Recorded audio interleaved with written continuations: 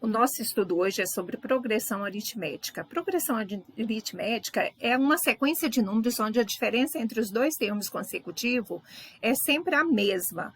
Essa diferença constante é chamada de razão. Então, a gente tem aqui os exemplos aqui, ó, 4, 7, 10, 13. A diferença entre eles é sempre 3, ó. Então, esse 3 é a razão. Aqui, a diferença é sempre 10. Então, é uma sequência aritmética, tá?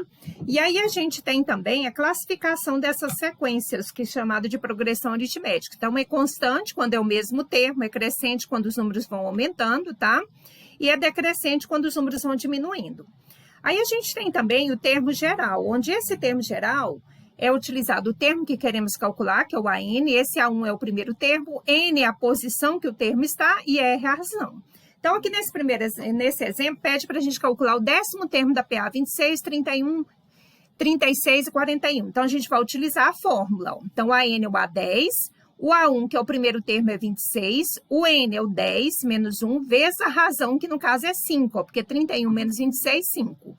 Portanto, 10 menos 1, 9, vezes 5, 45, somado com 26, 71. Aqui, na atividade 1, a gente volta no conteúdo anterior de logaritmo, que é a função f é dada por a elevado a x e a sua inversa é a g de x, que é logaritmo de x na base a. Então, a gente tem aqui pelo gráfico que essas coordenadas aqui, menos 1 e 2, pertencem à função f. Então, a gente tem que f de menos 1 é igual a 2. Então, esse f de menos 1, a gente vai colocar o menos 1 aqui no lugar do x. Então, a elevado a menos 1 igual a 2. A gente inverte esse 2, vai ficar 1 meio elevado a menos 1. Os expoentes são iguais, então significa que a é igual a 1 meio. Portanto, agora, g de p é igual a logaritmo de p, tá? Logaritmo de p na base 1 meio, utilizando aqui a função. Aí, aqui é igual a menos 2, que é a informação que deu para nós. Então, a gente tem que, utilizando a definição, que 1 meio elevado a menos 2 é igual a p.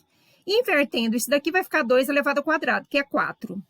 Na questão número 2, a gente tem que um plano cartesiano aqui, onde é representado um retângulo e também uma função. Portanto, a gente tem a função logaritmo de x na base 2 e a gente tem as coordenadas do eixo x, que é 1/4 e 8. Então, a gente vai descobrir quem que é o y de cada um deles, ó. O y de cada um deles, ó, vamos lá. O logaritmo de 1/4, né, que é no lugar do x na base 2, igual a y. Então, utilizando a definição, a gente vai ter 2 elevado a y igual a 1/4. Portanto, invertendo 1/4, vai ficar 2 elevado a menos 2. Y igual a menos 2. Aqui, a gente vai utilizar o 8 agora, ó. Y de 8 na base 2 igual a y. Então, a gente vai ter, utilizando a definição, 2 elevado a y, fatorado 8, 2 elevado ao cubo, portanto, y é igual a 3. Aí, a gente tem, calcular a distância de AB, que é 8 menos 1/4, que é o x, 31/4. A distância de AD é módulo de menos 2 mais 3, que é os y, que é igual a 5. Multiplicando essas duas dimensões, a gente vai ter 155 sobre 4, dividir 38,75. Aqui na 3, encontre o 2019 termo da progressão aritmética, onde o primeiro termo é 2 e a razão é 4. Então, a gente vai ter que 2 mais o 2019 menos 1 vezes o 4. 2019 menos 1, 2018, vezes 4, 8.072, mais 2, 8.074. Na 4, a gente tem que o termo A1 é 3, o A2 é 5, o A3 é 7, o A4 é 10 e seguindo. A gente percebe que de 4 em 4 ele vai sempre aumentando 10, vai dar encontrar as dezenas exatas. Então, a gente vai de 4 em 4 até chegar no A40, que no caso é 100, tá? Seguindo.